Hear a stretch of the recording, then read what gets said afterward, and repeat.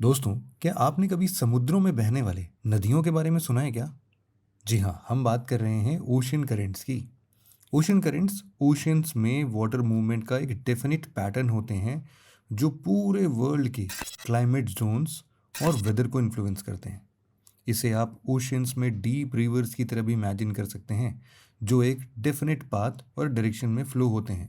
नमस्कार दोस्तों, मैं हूं शिवम, आपका ज्योग्राफी का फैकल्टी, और स्वागत है आपका पीडब्ल्यू ओनली आईएएस के एक और इंटरेस्टिंग वीडियो में। आज के इस वीडियो में हम लोग सभी ओशन करेंट्स के बारे में जानने की कोशिश करेंगे। ओशनिक करेंट्स को उनके नेचर के बेसिस पर हम मेनली दो तरह में क्लासिफाई कर सकते हैं। पहला है वार्म ओशन करेंट्स और दूसरा है कोल्ड करेंट्स। आज के इस वीडियो में हम इन्हीं दो टाइप्स के ओशन करेंट्स को बेसिन वाइज डिस्कस करेंगे। तो चलिए फिर स्टार्ट से शुरू करते हैं। Currents of Atlantic ocean. Atlantic ocean का सबसे मेजर करंट है नॉर्थ इक्वेटोरियल करंट, जो ईस्ट से वेस्ट की ओर फ्लो होता है। ये current 10 to 20 degree north latitude के अंदर फ्लो होता है। दोस्तों, यहाँ पर एक चीज़ का ध्यान रखना है कि नॉर्थ इक्वेटोरियल नाम होने की वजह से आप इसे इक्वेटर से जोड़कर मत देख लेना। इक्वेटर से इसका कोई रिलेशन नहीं है। और जैसे कि हमने पहले भी बताया, ये इक्वेटर से काफ़ी ऊपर यानी कि 10 डिग्री से 20 डिग्री लैटिट्यूड में पाया जाता है, जो इक्वेटर से काफ़ी नॉर्थ में है। ये करंट अटलांटिक के अलावा पैसिफिक ओशन में भी पाया जाता है। नॉर्थ इक्वेटोरियल करंट की तरह ही एक और करंट है साउथ इक्वेटोरियल करंट। ये करंट अटलांटिक के साथ साथ पैसिफिक और इंडियन ओशन में भी पाया जाता है।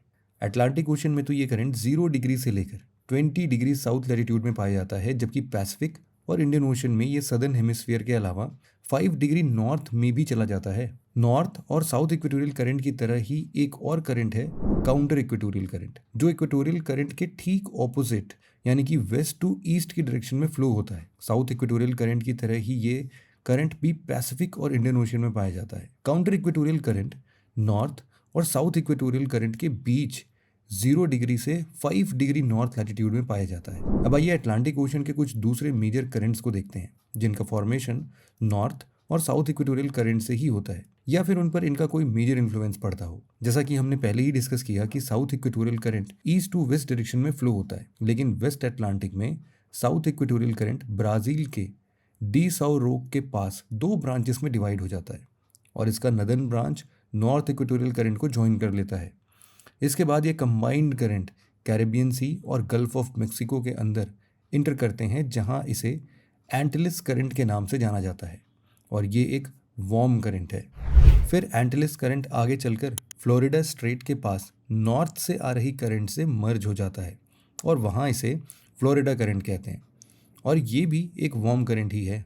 इसी करंट को केप हैटरस के आगे गल्फ स्ट्रीम के नाम से जाना जाता है, जो कि एक बहुत ही पॉपुलर वार्म करंट है।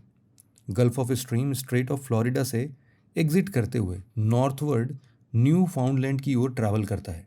यहाँ गल्फ स्ट्रीम नॉर्थ से आ रही कोल्ड करंट, जिसे हम लैब्राडोर करंट बोलते हैं, उससे मर्ज हो जाता है। यहाँ पर ध्यान देने वाली बात यह है कि जब भी एक कोल्ड करंट वार्म करंट से मर्ज होती है, इसकी वजह से न्यू फाउंडलैंड के आसपास में आपको डेंस फॉग का फॉर्मेशन दिखेगा।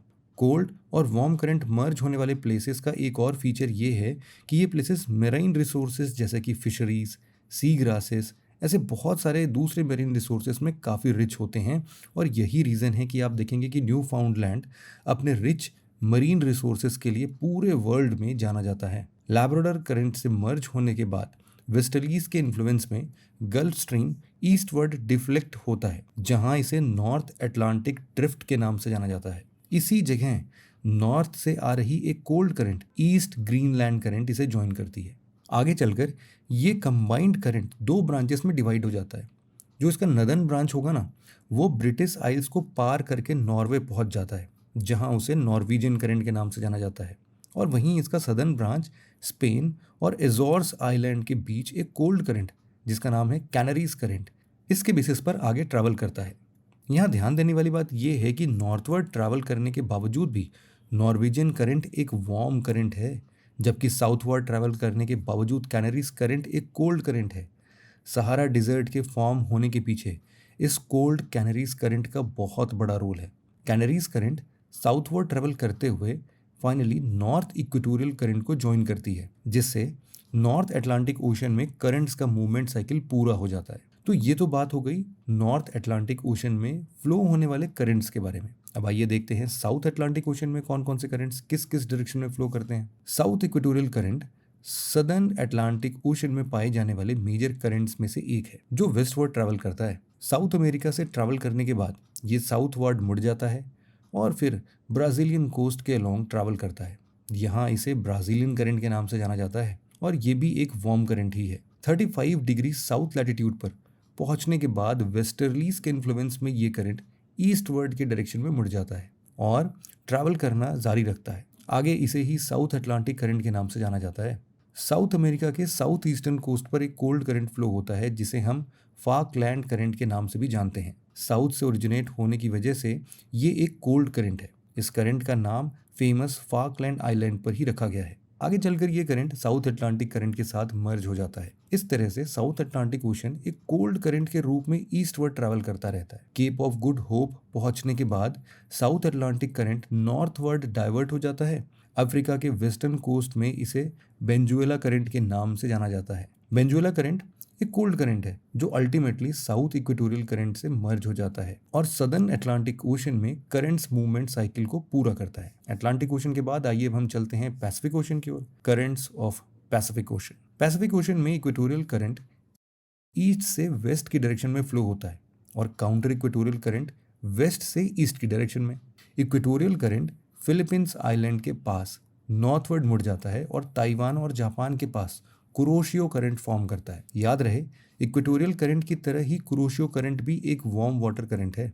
इसके ठीक ऊपर कामचटका पेनिनसुला के ईस्टर्न कोस्ट पर यह करंट नॉर्थ से आ रहे ओयाशियो करंट से मर्ज हो जाता है। कुरोशियो के ऑपोजिट ओयाशियो एक कोल्ड करंट है जो नॉर्थवर्ड पोलर एरिया से ओरिजिनेट होकर इक्वेटर की ओर मूव करता है। कुरोशियो करंट ओयाशियो करंट के साथ मर्ज होने के बाद नॉर्थ पैसिफिक करंट के नाम से जाना जाता है जो वेस्ट से ईस्ट की ओर फ्लो करता हुआ एक मिक्स्ड करंट माना जाता है। ईस्टवर्ड फ्लो करते हुए जब ये करंट नॉर्थ अमेरिकन कॉन्टिनेंट पहुंचता है तब वहां ये दो ब्रांचेस में डिवाइड हो जाता है। पहला है वार्म नॉर्दर्न ब्रांच जो एंटी क्लॉकवाइज फ्लो करता है और जिसे अलास्का करंट के नाम से भी हम जानते हैं, और दूसरा है कोल्ड कैलिफोर्निया करंट जो साउथ की ओर क्लॉकवाइज डायरेक्शन में फ्लो होता है। आगे चलकर कैलिफोर्निया करंट इक्वेटोरियल करंट को ज्वाइन कर नॉर्थ पैसिफिक के करंट साइकिल को पूरा कर देती है। याद रहे कैलिफोर्निया एक कोल्ड करंट है और इसके वजह से ही वेस्टर्न यूएस में कम बारिश होती है।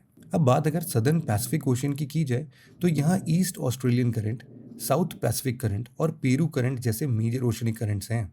सदर्न पैसिफिक ओशन में साउथ इक्वेटोरियल करंट जो वेस्ट की ओर फ्लो होता है ऑस्ट्रेलियन कोस्ट से टकराने के बाद साउथवर्ड फ्लो करने लगता है और इसे यहाँ ईस्ट ऑस्ट्रेलियन करंट के नाम से जानते हैं। ये एक वार्म करंट है। आगे चलकर तस्मानिया के पास ये लेफ्ट टर्न लेकर ईस्ट की ओर फ्लो करने लगता है। साउथ पैसिफिक ओशन में लोकेटेड होने की वजह से ये करंट यहाँ कोल्ड करंट बन जाता है। वेस्ट विंड के ड्रिफ्ट के चलते ये करंट वेस्ट से ईस्ट की ओर फ्लो होता है और पेरू कोस्ट के पास से ये फिर नॉर्थवर्ड ट्रैवल करने लगता है जहाँ इसे पेरू करंट या हम्बोल्ट करंट के नाम से हम जानते हैं। पेरू करंट एक कोल्ड करंट है। पेरू करंट के कोल्ड होने की वजह से ही पेरू के वेस्टर्न साइड में बारिश नहीं होती है और इसी वजह से यहाँ एक बड़ा डिजर्ट लोकेटेड है। लेकिन याद रहे एल नीनो इवेंट में पेरू करंट वीक पड़ जाता है जिसके कारण यहाँ अपवेलिंग नहीं होती है और पेरू करंट्स का वाटर रिलेटिवली वार्म हो जाता है जिससे पेरू में बारिश होती है। यहाँ आपको बता दें कि ला नीना और एल नीनो पर हम ऑलरेडी एक वीडियो बना चुके हैं बहुत ही डिटेल में। आप हमारे ओनली आईएएस एक्सटेंडेड चैनल पर जाके इसको सर्च करके देख भी सकते हैं। खैर आगे चलकर ये Peru current south equatorial current के साथ मर्ज हो जाता है और इस तरह पैसिफिक ओशन में करंट का साइकिल पूरा हो जाता है। पैसिफिक ओशन के बाद अब आइए हम देखते हैं अपने इंडियन ओशन करंट्स के बारे में। Ocean currents of Indian ocean. इससे पहले कि हम इंडियन ओशन के करंट्स को डिस्कस करें, आपको एक बात बता दूं कि चूंकि इंडियन ओशन की रिलीफ दूसरे ओशन से काफ़ी अलग है, इसलिए यहाँ का करंट सर्कुलेशन भी दूसरे मेजर ओशन से काफ़ी अलग रहेगा। इंडियन ओशन की एक पेक्यूलियरिटी ये है कि यहाँ पैसिफिक और अटलांटिक की तरह नॉर्थ इक्वेटोरियल करंट नहीं पाया जाता है जबकि साउथ इक्वेटोरियल करंट पाया जाता है। दूसरा, इंडियन ओशन के नर्दर्न हेमिस्फीयर में करंट का सीजनल रिवर्सल देखा जाता है जो हम मॉनसून विंड के इन्फ्लुएंस के कारण देख सकते हैं। गर्मी के दिनों में बे ऑफ बंगाल और अरेबियन सी के करंट्स क्लॉकवाइज डायरेक्शन में फ्लो होते हैं, जिसका मेन रीजन है साउथ वेस्ट मानसून विंड्स का इन्फ्लुएंस, और इसी वजह से इसे साउथ वेस्ट मानसून ड्रिफ्ट कहा जाता है। सदर्न इंडियन ओशन में साउथ इक्वेटोरियल करंट फ्लो होता है जो ईस्ट से वेस्ट की डायरेक्शन में मूव करता है। दूसरे ओशंस की तरह ये भी एक वार्म करंट ही है। अफ्रीका के ईस्टर्न कोस्ट से ये करंट साउथवर्ड टर्न ले लेता है और ये मोजाम्बिक आइलैंड और अफ्रीकन कॉन्टिनेंट के बीच से फ्लो करने लगता है, जहां इसे हम लोग मोजाम्बिक करंट कहते हैं। थोड़ी दूर मूव करने के बाद ये करंट ईस्टवर्ड टर्न ले लेता है, जहां इसे हम अगुलास करंट कहते हैं। आगे चलकर अगुलास करंट ही साउथ वेस्ट मानसून ड्रिफ्ट के साथ मर्ज हो जाता है। इसके बाद इसका एक ब्रांच ऑस्ट्रेलिया के वेस्टर्न कोस्ट के लॉन्ग नॉर्थवर्ड मूव करता है, जिसे हम वेस्ट ऑस्ट्रेलियन करंट के नाम से जानते हैं, जो एक कोल्ड करंट है। Eventually waste Australian current Indian ocean के साउथ इक्वेटोरियल करंट के साथ मर्ज हो जाता है और इस तरह से इंडियन ओशन में भी करंट्स का साइकिल पूरा हो जाता है। तो दोस्तों, ये तो था एक ब्रीफ ओवरव्यू ओशनिक करंट्स के बारे में। आशा करता हूँ कि सारे ओशन करंट्स का मैप अब आपके दिमाग में बिल्कुल से बस चुका होगा। जल्दी मिलते हैं ऐसे ही दूसरे इंटरेक्टिव वीडियो के साथ। तब तक के लिए जय हिंद।